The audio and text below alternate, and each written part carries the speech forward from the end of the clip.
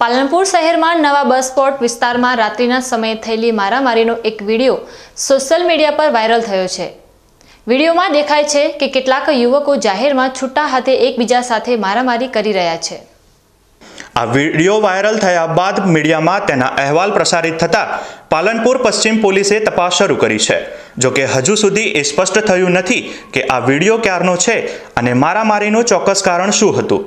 Police વિડીયોમાં દેખાતા લોકોની ઓળખ કરવાની કામગીરી કરી રહી છે। પોલીસે જણાવ્યું છે કે આવી ગેરકાયદેસર પ્રવૃત્તિઓ સામે કડક કાર્યવાહી કરવામાં આવશે।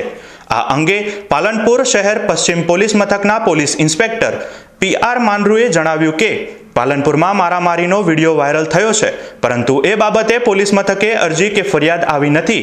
પોલીસ અને સર્વેલન્સ સ્ટાફ જિલ્લા પોલીસ વડાની સૂચના મુજબ આજુબાજુના CCTV તપાસ કરી રહી છે। સાથે સાથે આજુબાજુના લોકોની પૂછપરછ કરી રહી છે।